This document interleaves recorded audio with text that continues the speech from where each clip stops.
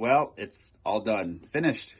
50 dog trainers, 50 states. I just finished recording with Randy Hare out of Jackson, Mississippi.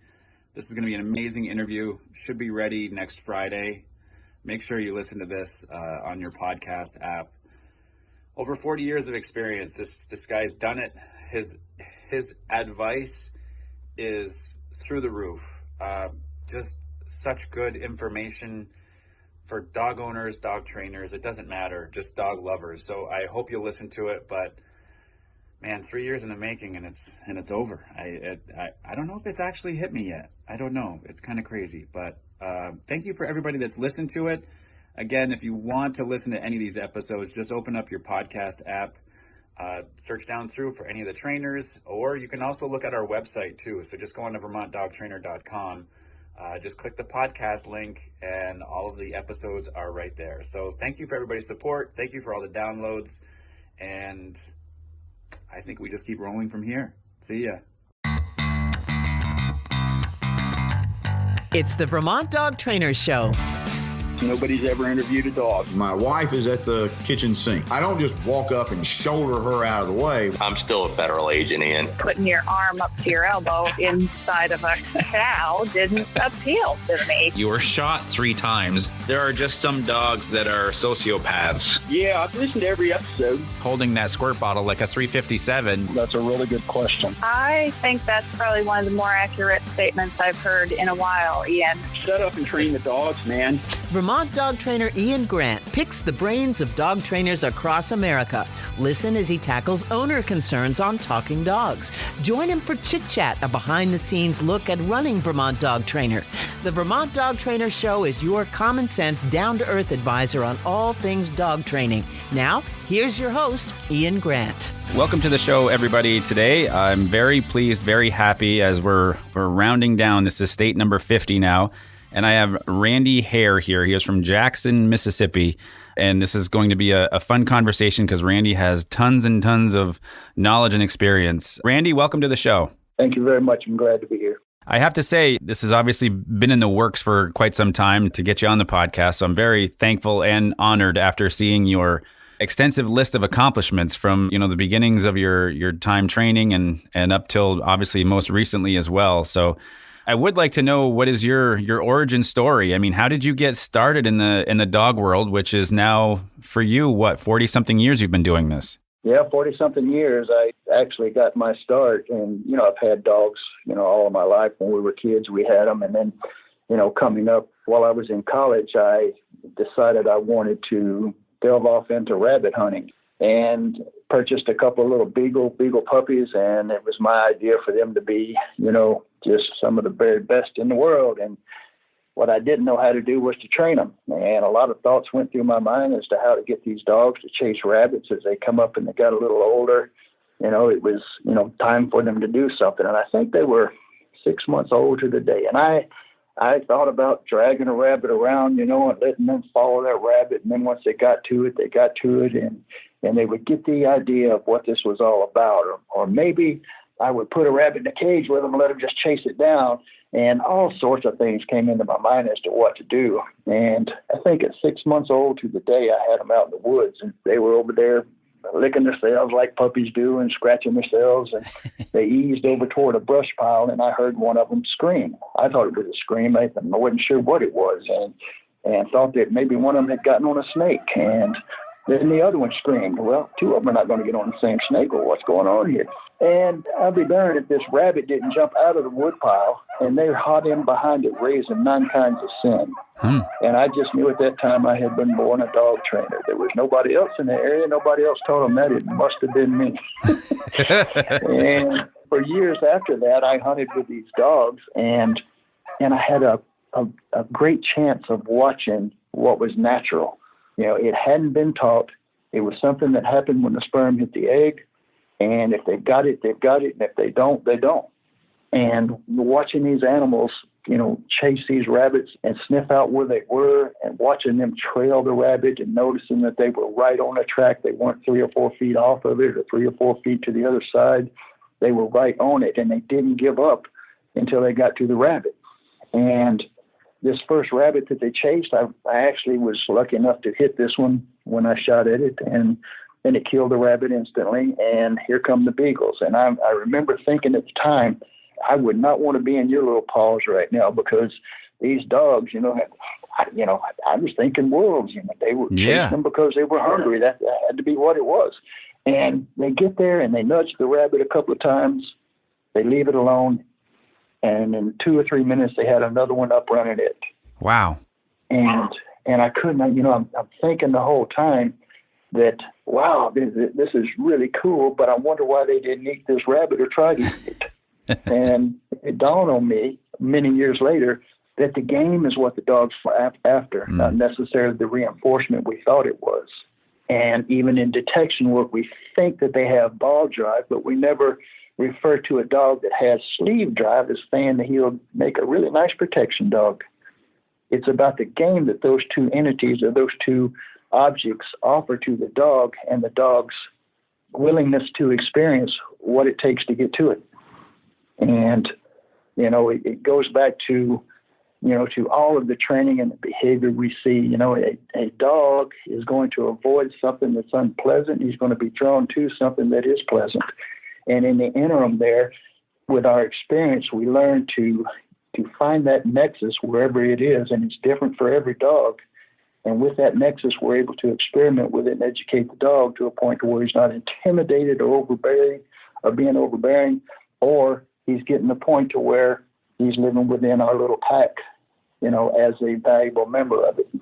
It was just, and I didn't know until many years later that what the lessons taught me with those dogs. I went to a dog training school in Ohio that taught primarily compulsion, but I got to say it was a good foundation for me.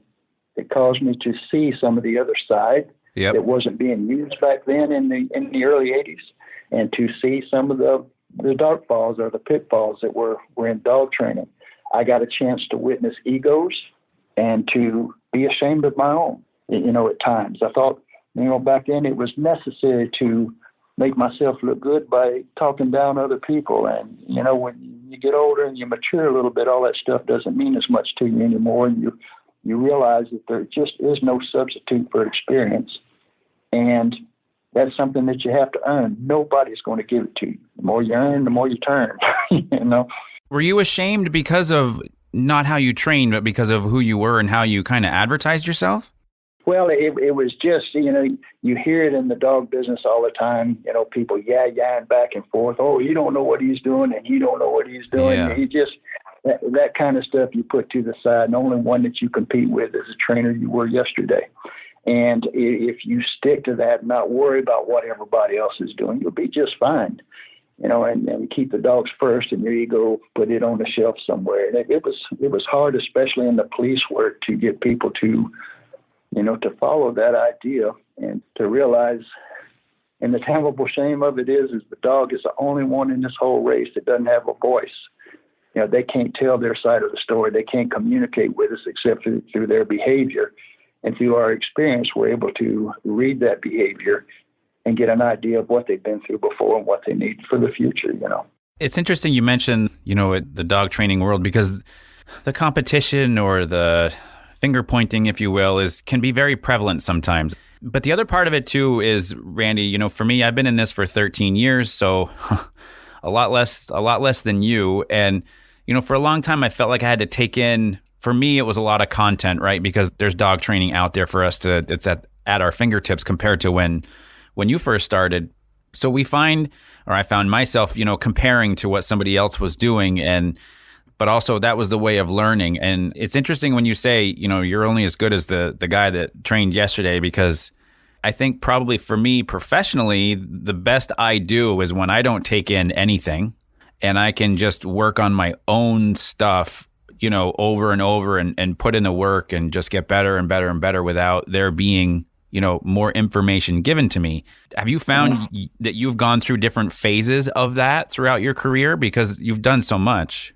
Yeah, different phases, and you realize that there are people out there who know very much what they are doing. And, it just seems like the ones who know very much what they're doing would rather stick to themselves. And I was fortunate when I, got humbled a couple of times in police work, working a police dog. I realized that having that ego, for just me, it was kind of like a cancer that, retarded my growth as far as becoming a better trainer. And once I realized that I could go to this guy over here and this guy in the middle and then this guy over here to the right and a couple other people, that a lot of them had some of the same ideas pointing in the same direction, but it became very clear to me and evident to me that had they gotten together and shared ideas with each other, there's no telling what they could have done. So I kind of benefited from getting all of that knowledge. And, some of them were jerks. Some of them, knew why I was there. I'm a sponge, man. I want to soak up the information.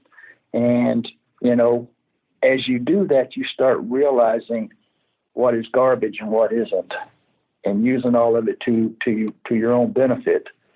But you have to realize, too, that you don't ever stop learning in this business. When you get the feeling that you already know it all, it's time for you to get out of it. And, for what that's worth.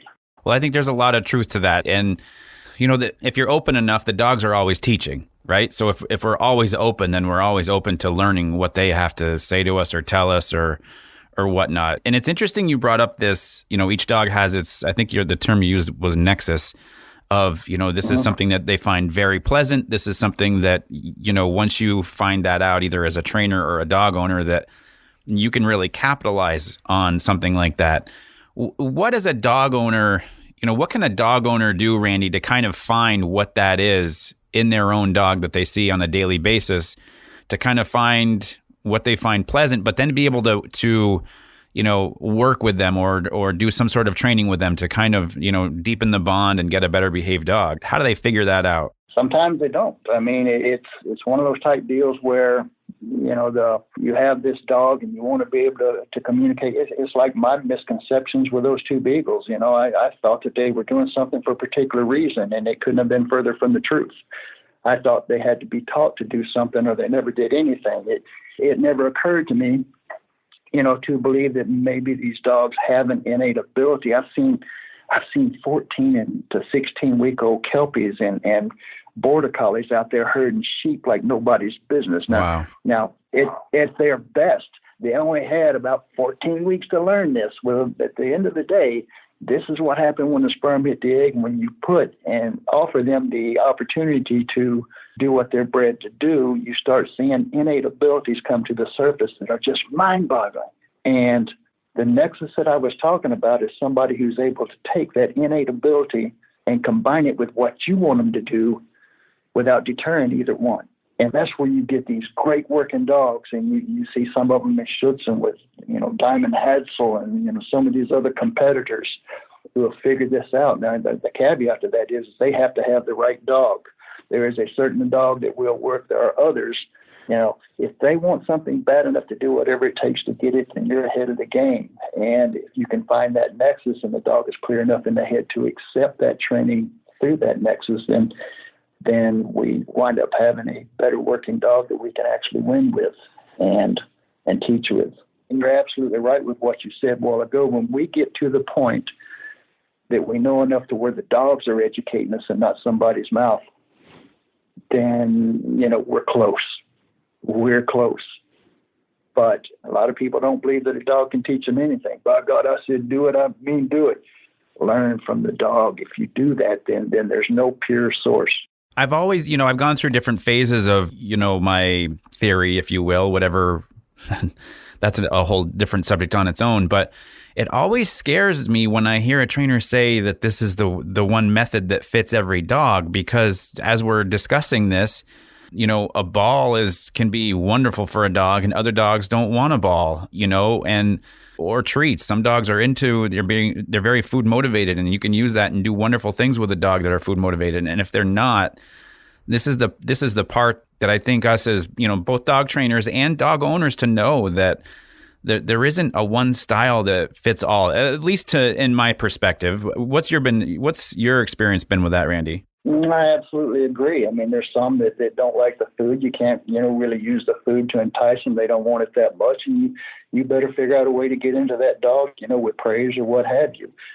There's others that don't care anything for the ball. And or don't have any game about him at all. And, if they're like that, I love for people to call him, yeah, he's all over the place. He's jumping all over everybody, because I know that dog wants something, and I know that the communication is kind of messed up with the dog, in that when the dog jumps up on people who have dogs that don't know any better, they'll reach and push him down.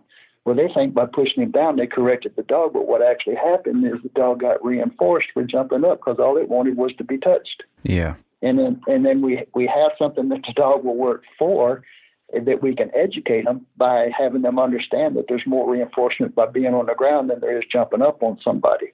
And, when you have one that's like that, then you can communicate with them and train them, and then later on pair that with the owners and have them understand the same thing. But, at first, when they first buy a dog, they don't know. I mean, they just got a dog, and, if the dog is not shown leadership, they will assume it for themselves, and not necessarily aggressively, but by doing little things that they want to do to get over on you. And that's usually when they look for us, somebody that can help them to educate the dog, do it right, bring the owners in and show them how to handle the dog the way that's been trained, with the philosophy of what you have in order to coexist with the animal. And things go much easier after that. After the beagle puppies here and you get your first rabbit and they all of a sudden locate a second one, at that point, do you feel like you've kind of hit the jackpot and you're on to the next? I mean, to a degree, the blood has to be pumping, the adrenaline's pumping.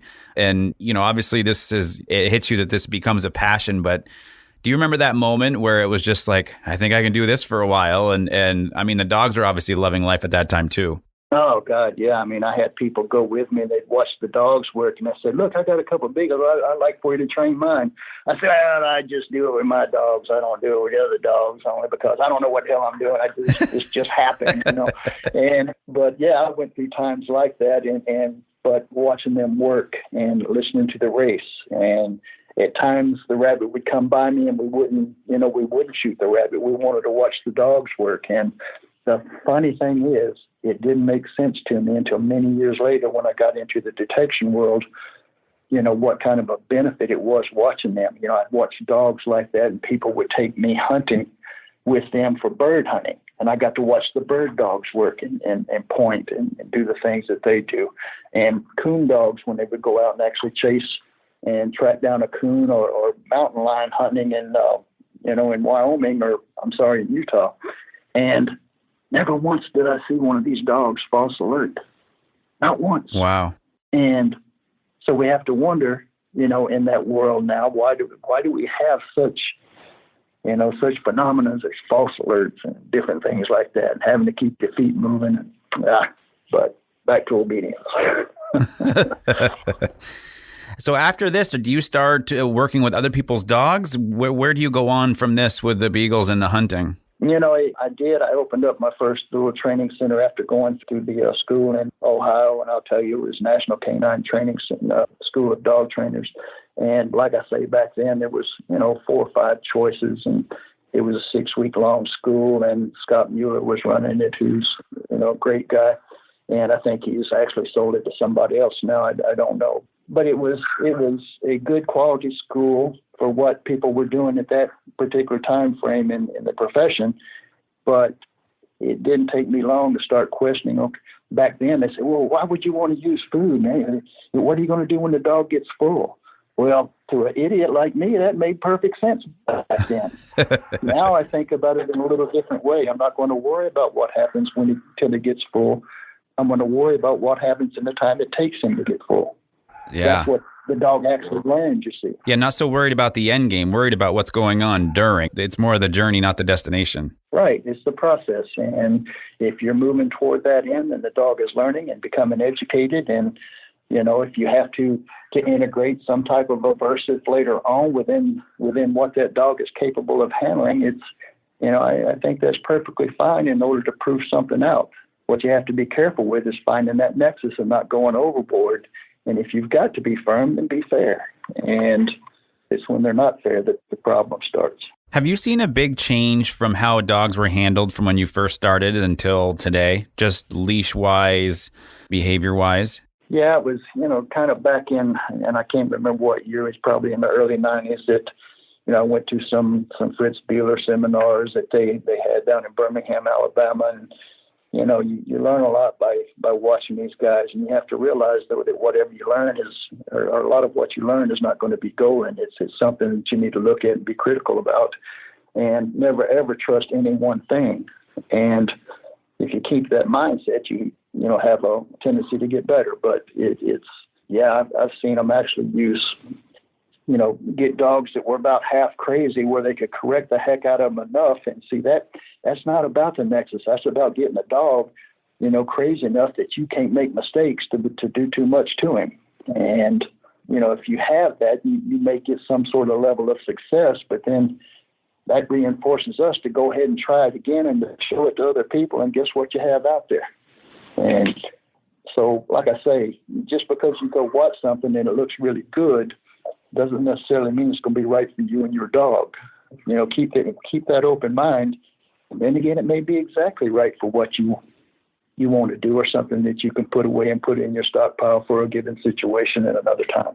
And that just goes to, the point of making sure that you have many tools in your basket here that you can use, whether you're a dog owner or a dog trainer. But I think the misstep that happens too is that we don't stick with something long enough, meaning like dog owners don't stick to something long enough to let the dog realize what the whole routine is and what the structure is. I think it turns into I'm going to try this type of style or this tool for a day or two, and it didn't work. So I'm going to go on to something else. And well, that didn't work. And it goes on to something else. And then to me, there's just more confusion that is created than clarity. And then it just is, that's a very, very deep hole to go down over and over and over again.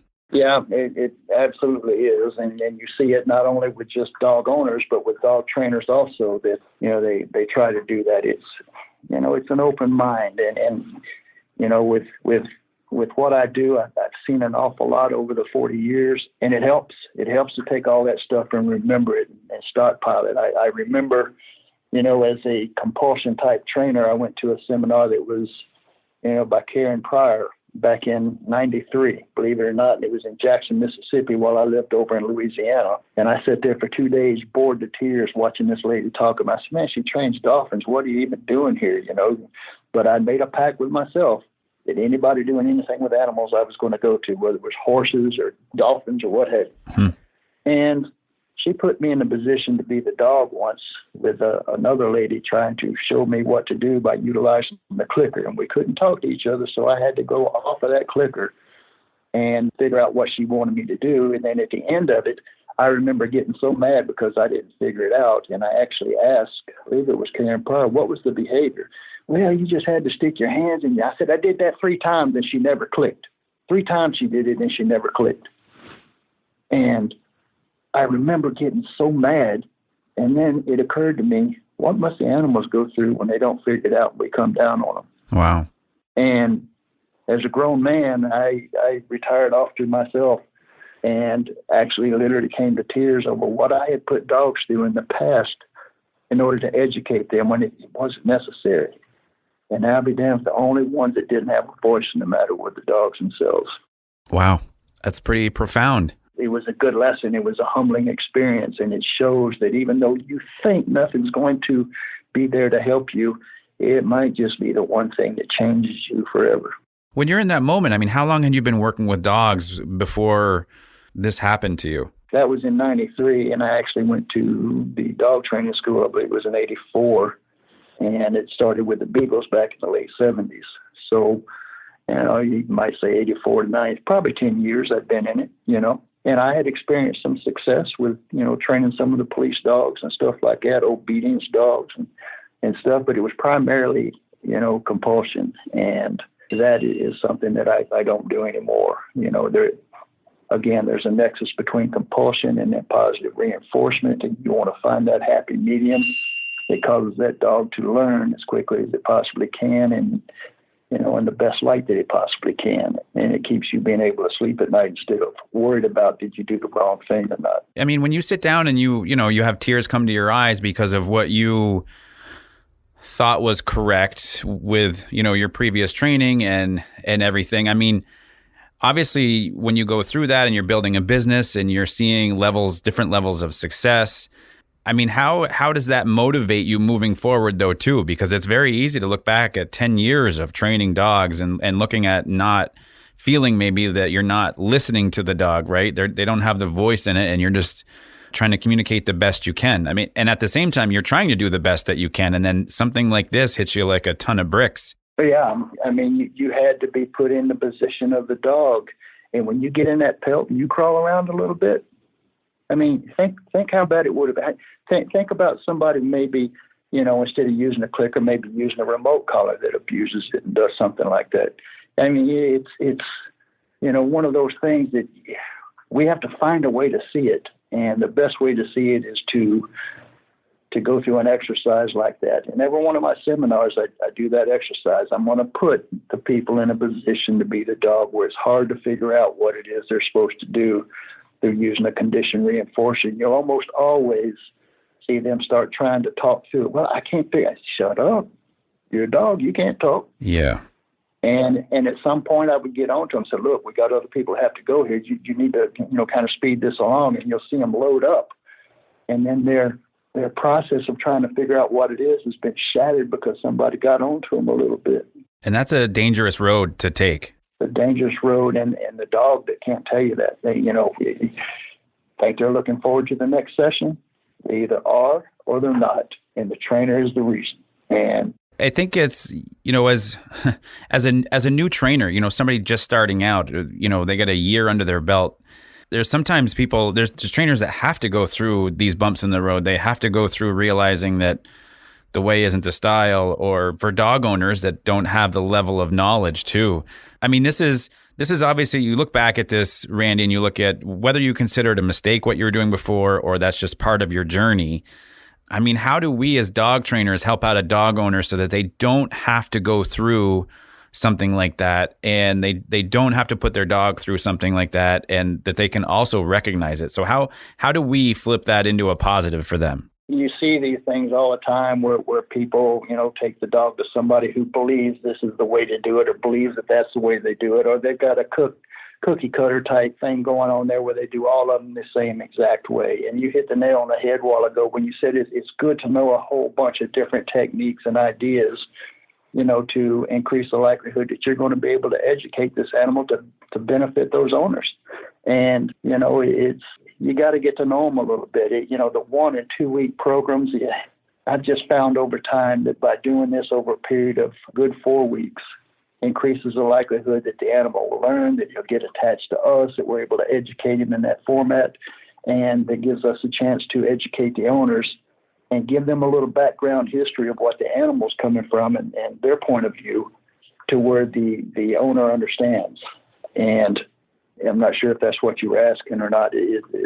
I'm looking at it from the standpoint of a trainer training a dog for an individual that brought it to you, and you may be asking about owners who decide to go to a bunch of different places. And, that's why people need to be, so diligent in checking out, who they're going to leave their dog with, if they're going to leave them, or who they're going to interact with, and, find out if they know what they're doing. And, I was talking to somebody, I think it was Chris Fraze that I was doing a podcast with, and I told him, the dog business is the only one that somebody just hang a shingle up and talk a little bit about, act like they know what they're talking about, and somebody will buy it and spend money with them. And yep. It's really a shame that it's that way, but it's also, adds to the credibility that everybody needs to be careful when they're out there, because those type of folks are out there. And check around, do your due diligence, and pick a trainer that you trust and go with. And use your instincts. Sometimes you get a fuzzy feeling about somebody that you like, may be the one to go with, and sometimes you don't. You trust your instincts. As I was doing my homework and looking through your stuff, 1987 rolls along, and you end up getting an appearance on the Letterman Show. How does that come about, and what was that experience like for you? Yeah, it scared the heck out of me. But I don't know how it wouldn't. Yeah, I trained that dog to do that trick, and I actually sent them a videotape, and they called on a Monday and wanted us there on a Thursday. Wow. And still people look at that, and that's one of the things where, they see something and they look at it and say, oh my God, that must be that must be great. How cool is that he was able to send the dog to the refrigerator, opens the door, gets the Coke, and then closes the door and then brings it back. But when you look really close at that animal's behavior, you can tell he was trained in the old style of compulsion and force in order to get him to do that trick. So I live with that all the time, and every time I see it. But, I think of that, and it's part of what brought me to that emotional, state, when I learned what I did by being the dog. And I live with that every day, and I think about it every day, and I think about it with every dog that I touch. And, they deserve the same dignity and respect and compassion that another human being does, when you're interacting with them. It's not just a dog. Do you consider that appearance both a blessing and a curse for you? I do. That's the best way to put it.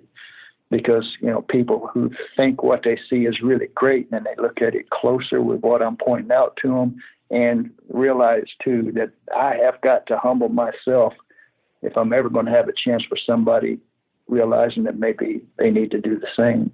And I got to be able to tell them I was a fool for a long time doing things a certain way and what I believed, and let my emotions, take over with me, as opposed to taking my time, doing it right. Let the animal work at his pace. And once they get confident working at their pace, that pace will increase where the learning curve actually goes up. And boom, you're off and running. But yeah, it was exactly both a blessing and a curse. Did you find that business blew up at that time right afterwards? I mean, was it that much of a jolt to what you were doing that it was a substantial jump for you? Oh, it was. I mean, it kind of put me on the map. And, I had some millionaire called me from Hot Springs, Arkansas, that wanted his dog to do the same thing. And, the dog wasn't big enough to reach the handle. So I said, dude, I sure would like to, be able to accommodate you, but I'm not sure about this. Just the dynamics don't match up. But I did. And that's kind of part of the curse, too, is it validated that maybe I was doing the right thing. And all I had to go on that time I put myself in the position of the dog was my dog's behavior. And I knew in my heart then that it wasn't right. And those are your instincts that you're talking about too, right? It's just the same thing when you're telling people, if you have that fuzzy feeling inside that you're not quite sure, then that's something, that little voice is what we have to listen to. It really is, because we have to find a way to make up for our experience, or lack of experience, if you will. And, especially if we're, considering getting somebody to train our dog, what have you. I mean, it's, granted they're dogs, but through, a couple of thousand years of domestication there, they've become, more like family to us. But at the end of the day, they're still dogs. They have their own dog psychology about them and different reasons for things that they do that we may or may not ever understand, but it's part of their psyche. And if we as humans can learn to interact with that psyche, in a productive manner, then we have a higher probability of a long existing relationship. I'm talking to Randy Hare today. He's from Jackson, Mississippi. You can find him online. His website is alphacanine.com. Randy, as I'm looking over the website, you have a number of awards ranging from 1985 to 2017. I mentioned before, if we sit here and mention all these, it'd probably be its own show. That being said, what do you feel, what award do you have hanging on the wall or in a box somewhere that you feel like you are most proud of in your career? All of them were stepping stones. I look back at some of those police dog trophies that I did, and it's probably not as educational to pick out the one that I'm probably most proud of that it did for me, but the ones that I'm, feel uneasy about. All the police dog things that I did, as a handler when I went through law enforcement for 12 years. And I did that only because I wanted to get the experience of handling a dog, before I ever tried to teach somebody else how to do it. And, these certifications that people have now, they want you to do certain things with the dogs. And then all of a sudden they want you to, they want to attach points to it so they can give some people trophies and some not. And they separate, what the dogs do and don't do as far as, getting the maximum amount of points. So it causes you to put more training on the dog, more stress on the dog, more, I got to get him to do it this in a certain way. And, I was pretty good at that because I was used to using the compulsion and doing it. And it actually cost me the very performance that I needed on the street. what's important is that fine when you cue the dog, and he actually makes the fine and gets to the substance. So what's important is that he trails or tracks that individual down, that you put him on that trail, to keep him from hurting somebody else. What's important is that he goes after that criminal and grabs you before he kills somebody else, instead of the dog having a misconception or receiving a little bit of a compulsive type thing and then giving up the fight and coming back to the handler. After that happened to me, as far as sending a dog after somebody that I knew was a criminal and he was about to get away, and from the yelling of the other officers, that dog did the most perfect recall and comes back to me that you've ever seen, because I worked hard on getting that dog to do that so this egotistical sucker could get a trophy, and wave it in front of other people. At the end of the day, if he doesn't do those things that he has to do, make that fine, follow that guy down, apprehend that criminal and stay there with him until you get there, then what good is all the other stuff anyway? And that's the way I looked at it from that point on. I would do enough to get my certification. Everything else was about the streets and business. I mean, at the end of the day, people are going to talk, right? And the results are going to show.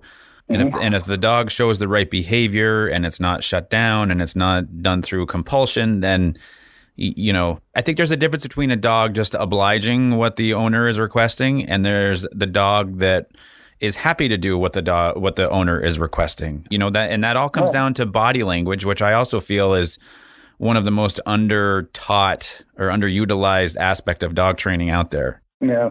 And it all goes back to that nexus too. I mean, if you can have that happy balance in there where you have performance on the streets and getting, the dog to do something in a competition because you want a trophy. But nowadays they put so much heat on the dogs to get them to do stuff, without the understanding, and they try to rush through it, that it winds up costing us our very performance on the streets. And so that nexus has to get in there. And after you've ruined a couple of dogs, you come back and you say, okay, something's wrong here. I got to change what I'm doing. But you have to be willing to humble yourself and put that ego on the shelf and learn, instead of thinking you already know everything. One of the words in our business that gets tossed around a lot, Randy, is, a dominant dog or an alpha dog, or the dog is acting alpha, dominant, whatever the case may be. Obviously, you have alpha in your website name and in your business name, so obviously it's a different context, but it certainly sparked a thought in my head here of this conversation, because for me, I've been doing it 13 years, mostly daycare and boarding, with a handful of years of training. And I don't know, looking back at my short career, if I feel like I've ever seen a truly dominant, like what you said, born this way, a truly dominant dog walk through my doors. And I think that word is just thrown around a lot. That is my humble opinion. Where do you stand on that? Well, yeah, you never know how much of it was actually caused by a dominant type human being who tried to, and the dog can only take so much. I mean, at the end of the day, like I said, they can't tell their side of the story. And we pick these dogs because they have incredible drives to want something bad enough to do something to obtain it. And we take and we start hammering on them when they don't understand what's going on. And before long, the dog lashes out at the only thing he can lash out of, and that's the closest thing, and it happens to be the handler. And they turn around and put the dog to sleep. In my opinion, that needs to be on the other end of the leash as far as euthanasia goes. But to replace that is education and learn, guys. I mean, we create the problems we have. I saw an article yesterday where the sheriff had decided to put a dog down because it bit the handler. I would love to know the background story of what's going on there, but you're certainly not going to be able to get it from the dog because he can't talk to us. Yeah, it's difficult. I was talking with somebody yesterday who decided to, take on a Newfoundland who had bitten a girl in the face, put a puncture wound in this 2-year-old's face, and also bite marks on the back behind the ear. And I'm just shaking my head because I'm thinking either there's something neurologically wrong with that dog for it to go from 0 to literally 100, or there was a progression of things that just were either ignored or not seen over a certain amount of time for it to get up to that level. I mean, I think it's obviously a different context than what you're talking about, but It's the same thing. You wish you could know what happened. What led up to it? Was a 2-year-old just poking and prodding and trying to stick things up the dog's nose and yanking on its ears? Or, what was it? And sometimes as trainers, that's difficult for us to sit back and not know the answers and still try to move forward with sometimes. Well, it's like when I think I was 8, 9 years old. I'd get out of school, and I always went over to a friend of mine's house who had this little Pekingese. And the Pekingese stayed in the backyard most of the time, and then sometimes it was in the house. But every time I would leave my friend's house to be home by dinner, I would kick at that fence as I was going. I just thought that was the funniest thing in the world, that dog trying to grab my foot through that fence, as I would leave and go home. And it was a daily ritual. That's what I did. And one day I'm in my friend's house, and he lets the dog inside the house, and he picks up the dog, and the dog's licking him in the face. And he said, I bet he won't do that to you. And I said, I bet he will. And I stuck my neck up there, and he caught me about 1/4 of an inch from the jugular vein. Ooh. And it was bad. I mean, I was bleeding like a stuck hog, and had to hold a towel to my neck as I went home. And as soon as I got home, the phone was ringing. It was this guy's mother, and she had heard what happened. And, she finally got me wrapped up there and about to go to the hospital. And the lady told her, says, look, I'm sorry, we're going to have the dog put down. This is unacceptable and all this. And my mother, bless her soul, told the lady, said, look, don't put him down yet. Said he was a mean little bastard. He probably did something to deserve it. And she was right. Yeah. I did do something to deserve it. So kudos for her to having enough sense to know me well enough to know that it might not have been the dog's fault, especially if it was a dog with an impeccable temperament like that one had. And had the dog been put down, nobody would have ever known any different. I was not going to say anything. Yeah. But I learned from it to this day, and I live with it every day, and I utilize that story to try to get it across. And some of these bites these people come in with, they say, oh, he's aggressive toward my kid. I said, if the dog was really aggressive toward the kid, the wounds, I'm sorry, would be a whole lot worse than what they were. So a lot of times they overreact. My grandson, has, I think it was 30 stitches in his head, and, he didn't do anything wrong. He was walking along there and fell over the dog while it was sleeping. The dog just reacted, and it was over with. And, dog gets up, walks around like, what the heck happened? And, you hate that it happened, but it certainly wasn't worth putting the dog to sleep over under a certain set of circumstances like that. Somebody should have been paying close enough attention. Don't let the baby walk over toward the dog. There's a certain amount of responsibility that has to be taken on the owner's part. They don't always take. And trust me that the dog is always going to get the blame for their incompetence. And, to kind of piggyback on that too, I think that's where that word dominant and alpha comes from, because people think that dogs like that are dominant or that they are alpha because they are showing that type of behavior. To me, if a dog is dominant or alpha, they would rarely create conflict just because they have that presence about them where everybody else in the room knows clearly what this dog is all about. So, and the same thing with dogs lunging at the end of the leash. He's, and I hear it all the time, like he's dominant. He barks all the time. He lunges all the time. And that's kind of been my own little soapbox lately, is just helping people explain that this is just a situation. It doesn't mean this is who the dog is truly instinctually at heart when he was born. Yeah. I mean, I have them come in like that all the time. The dog's pulling at the end of the leash, trying to get to me. And I'll go over there and assume a position across the room. I said, just let go of the leash. Are you sure? I said, yep, just let him go. And they turn him loose, and the dog will run over there and they'll sniff at me a little bit and sniff around, and all of a sudden they're to normal. And they don't realize that the tension on that leash is actually a security factor for the dog to cause them to act like that, like they have so many times, and kind of gotten away with it, The dog inside the kennel where he's, kennel aggressive, and as soon as you open the door, he says, hey, what's happening? Let's go outside. There's environmental issues that are causing some of that, and a lot of times it's not as bad as what they think it is. And it takes a good bit of training for a dog to be turned loose and run across the room and actually nail onto somebody real hard. And, usually if something like that, happens, it's more or less a scratch or something like that. But at the end of the day, the dog realizing not everybody in the world is afraid of me. And it's one less time that they get to practice that behavior too. Yeah, exactly. exactly. But the people get a chance to see that and say, oh, maybe it's not as bad as I thought. And then again, maybe it is. Maybe it's a time bomb waiting to happen, and you determine the dog's maturity level and where he's at, what his background is as much as you can discern, and then go from there. But the name of Alpha Canine, it's the only thing I could think of that pertained to dogs that had an A starting in the name so I could be at the top of the phone book. Back then they had what they called yellow pages. You got that right. Yellow. I know every time I see something like in the road or on the yellow pages and it's some sort of like Aardvark plumbing so they can have two A's at the front of their name. All right, my secret's out, buddy. You got it. That's great. And it just so happened to mesh with the dog world, too. So kudos to you. Yeah, and I was the only one out there for a long time, but now there's about 50 of them out there, so I had to change it to Randy Hare's Alpha Canine. It works out all right. Yeah, after all these years, the R isn't that as important as the A is when it comes to listing your business.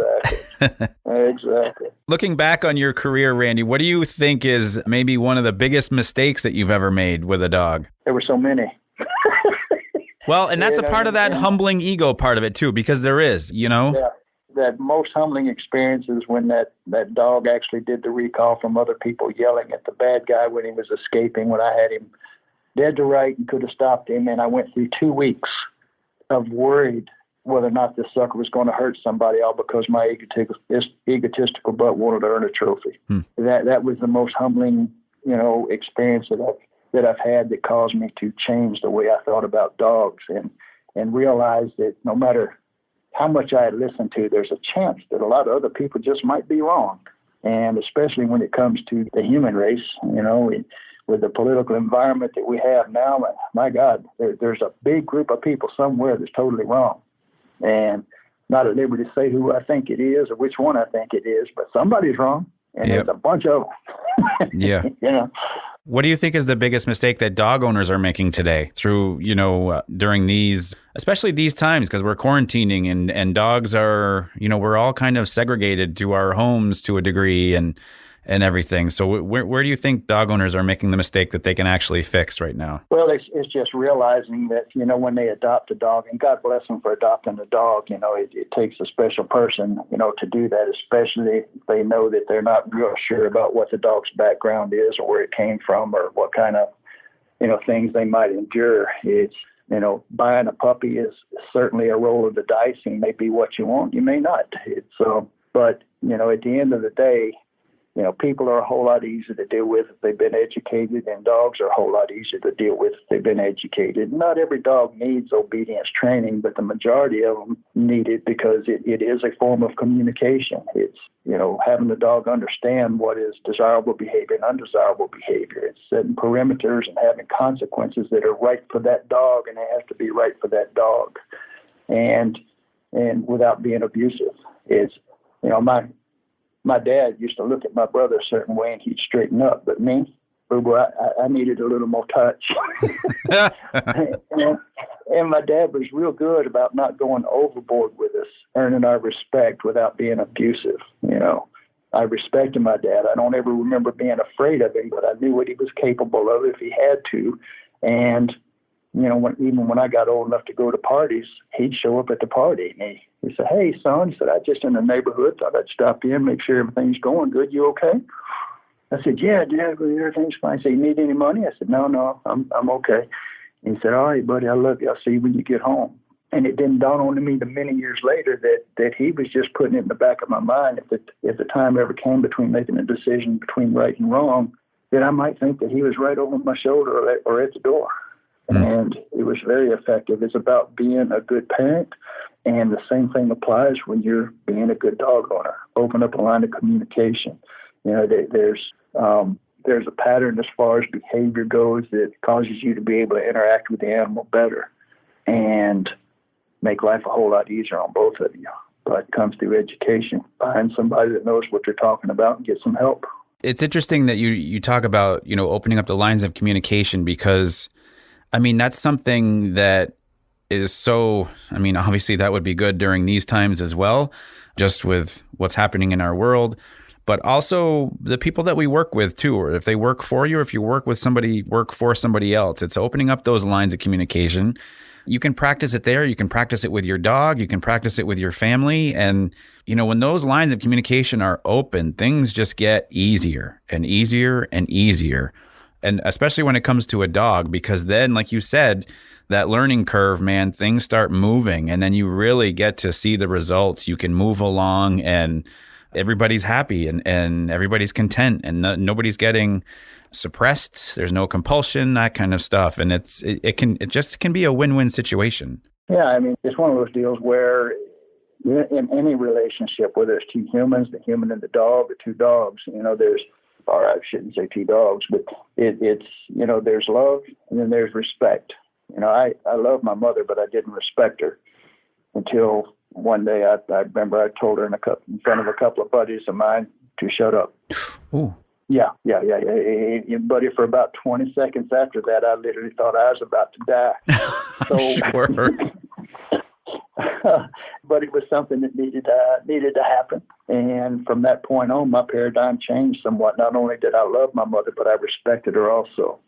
And, as a parent, we're not supposed to be their friends all the time. We're supposed to be guardians, and we're supposed to be educators and show them that there are boundaries and consequences for crossing those boundaries, so law enforcement doesn't have to do it, later on for us.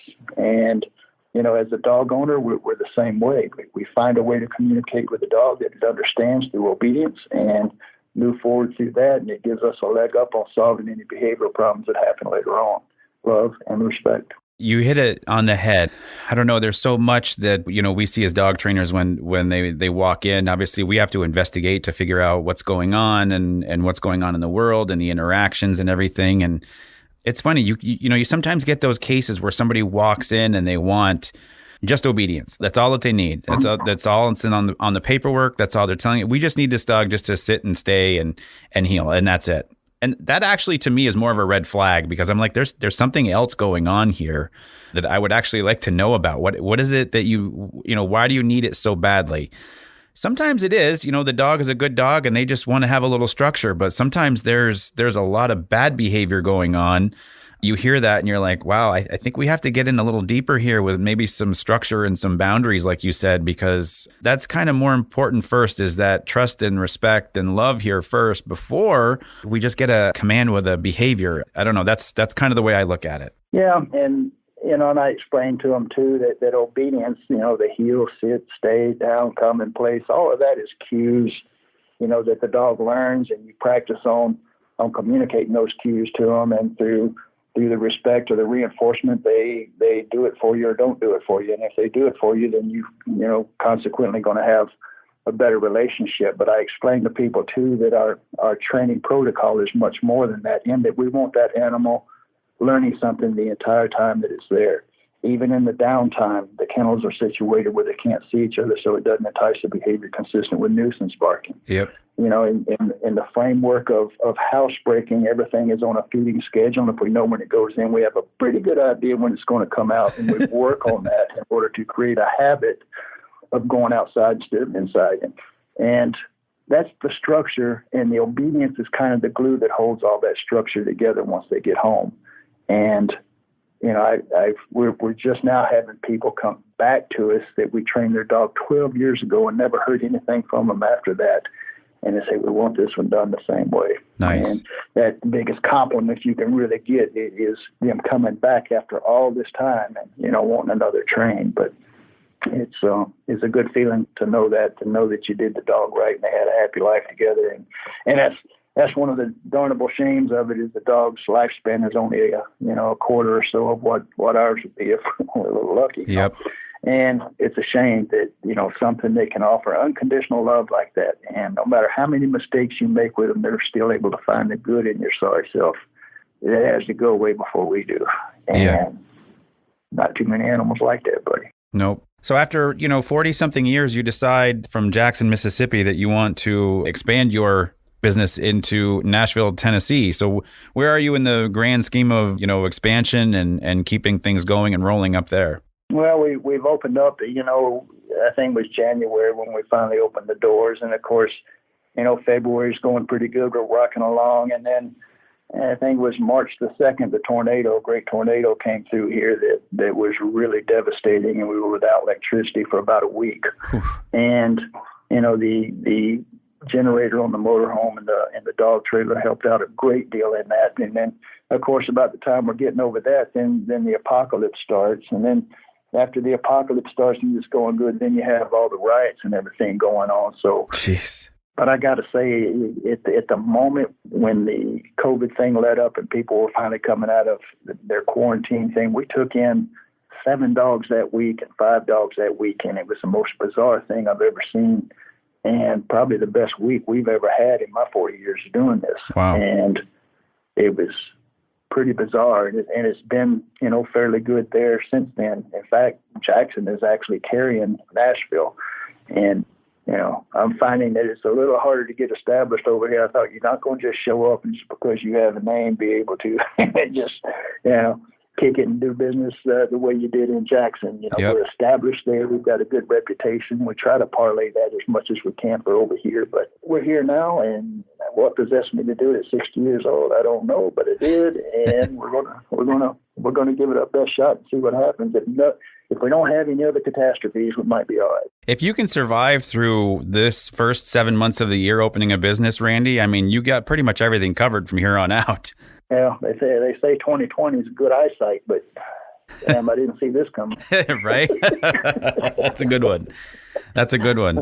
All right. Well, to wrap this interview up, Randy, I have a game. I call it the breed game, where I give you a breed of a dog, and I want you to give me the first word that comes to your mind.